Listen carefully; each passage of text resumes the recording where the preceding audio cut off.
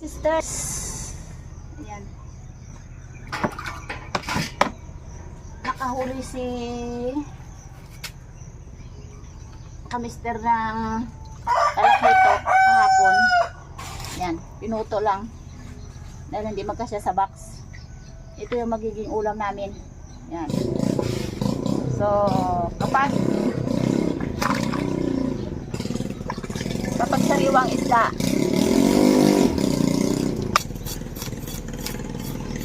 pag sariwang isda, hindi maaari na hindi natin pwedeng sabawan yung ulo. Tapos yung laman, hindi tayo magkarinigan talaga ng manok na yun. Yung laman ay piprituhin, tapos baon nila kana.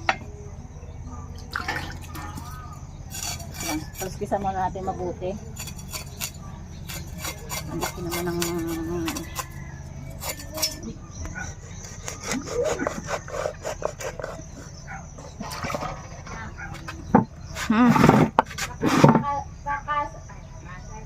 sakan ko yung papel at above man. Kulang lang sa taas ng apoy mo.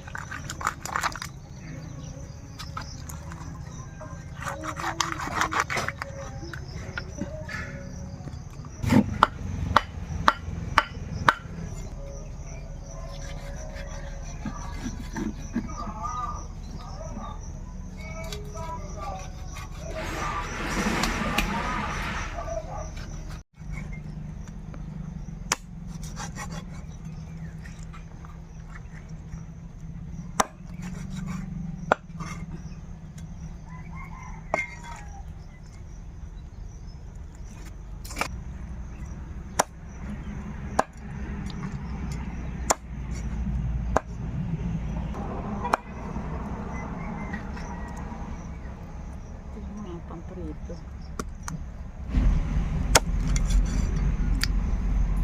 Yan.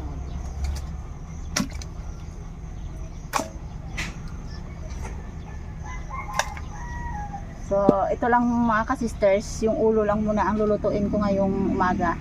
Magpiprito at magsasabaw. Dito naman, ulam namin mamayang hapon. Tanghalian at hanggang gabi na. Hugasan mo natin.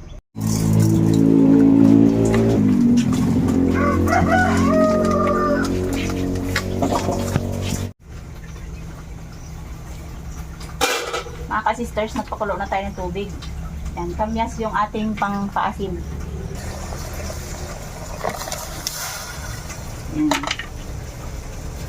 Sibuyas. Saka yung kamatis. Kunti na lang ang kamatis dahil mahal. Napakamahal ang kamatis, 10 piso na ang isang piraso. Ganyan yan dito sa amin kapag tag-ulan na. Yan, ulo ng talakitok or mamsa ang ating sasabawan.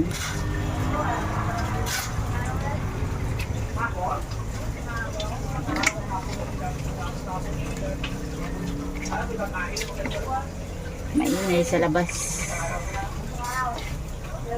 Yun. Okay. Hanggat may talong, haluan natin ng talong. Hindi na tayo bumibili kasi may tanim tayong talong.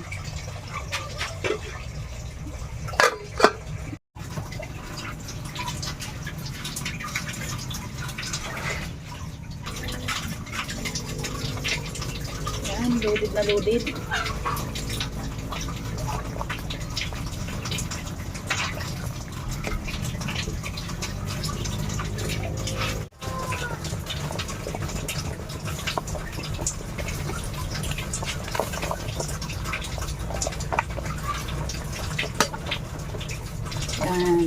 Maluto itong kangkong.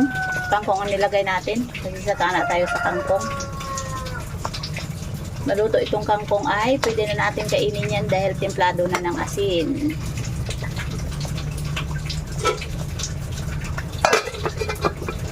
Ayan po, magpiprito na tayo.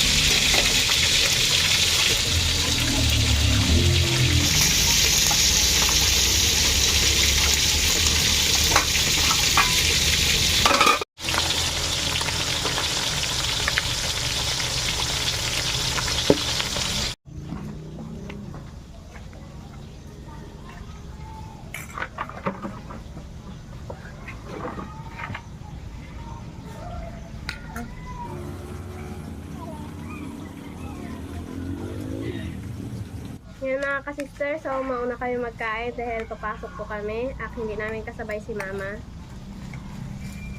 Kasi may iba po siyang gawa.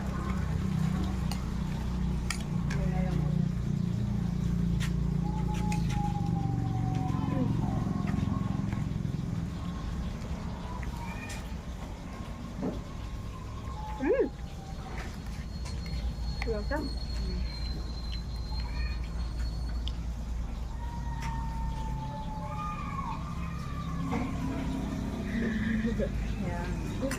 Oh, ano ba?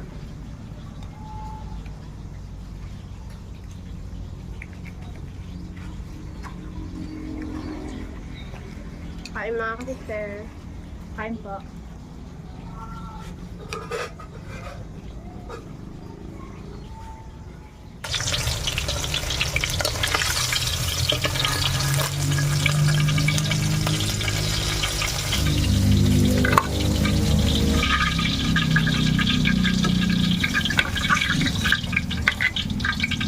Wow, pinirito pa. Thank you. Thank you. Kaya yung baon nyo.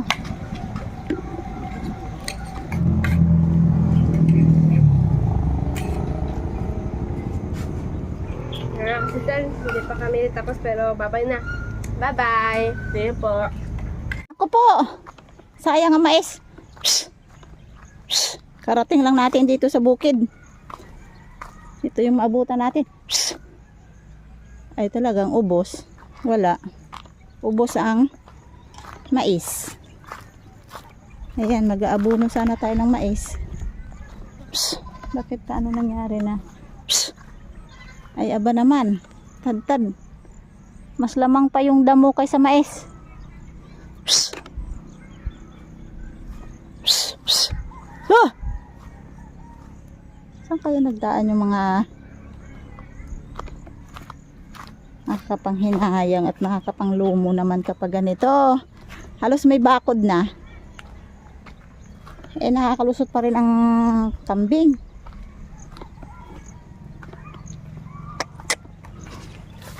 Psst. Pag ganito ba naman ang iyong maaabutan? Psst. Huh! Ubos ang mais eh. Psst. Ayan mga ka-sisters. Pagkatapos na nakapagluto tayo ng umagahan, ayan, kaalis lang nila Hana at Aya papunta sa school. So ito yung aking araw-araw na ginagawa dito. Pupunta ako sa garden kasi yung nagtanim kami ng mais ay hindi ko pa na umpisahan na gamasan, kaya napakaraming damo. So araw-araw ay andito ako para maggamas.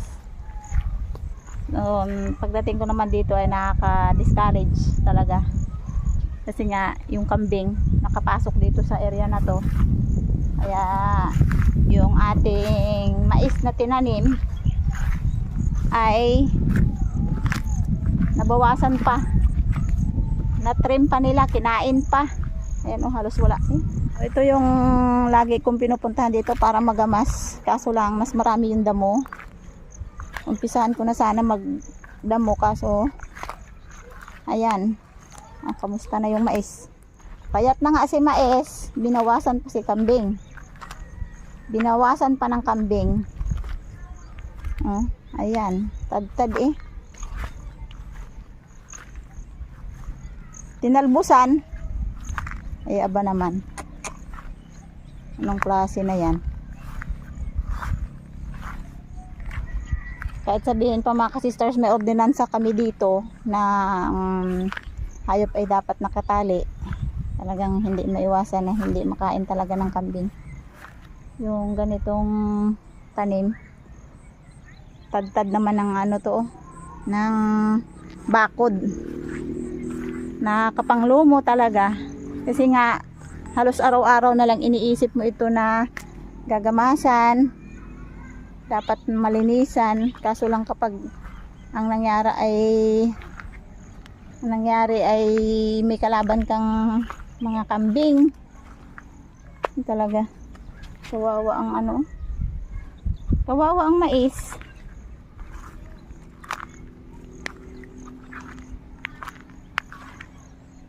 Ayos naman yung bakod eh, bakit nakalusot pa kanya yun? Wala talaga. Hirap talaga ng buhay kapag ganito. Yung bagang nakapokus ka sa tanim. Bago naging kalaban mo ay yung minsan ng kalikasan, minsan trahedya ng mundo. Maliban doon ay kambing. Napakahirap talaga isipin. Yung tinanim dito na mais, puro malagkit hanggang doon. Kaso parang ano na lang, patlang-patlang na lang kasi nga ay nabawasan na ng kambing. Tinalbusan na. Ang hirap pa naman lumaki kapag tinalbusan ng kambing. Nakaka-high blood talaga kahit sabihin wala kang sakit na high blood. Kapag nakita mo yung tinanim mo, ano na, sinira ng hayop. So maya mga ka-sisters, mawala yung sama ng loob ko, siguro ituloy ko pa rin ang paggagamas, pagdadamo. At i-report natin to sa may-ari ng kambing na dapat niyang bayaran yung aking mais na nawala. Yun. Ang binhi ay binili namin. Napakamahal ng binhi ng mais tapos ganun lang. Nakakapanlumo talaga. So ayun mga ka-sisters, temporaryong babay muna tayo dahil kailangan natin fokusan yung ating mga tinanim ng mga gulay at mais. So ayan, see you next videos mga ka-sisters.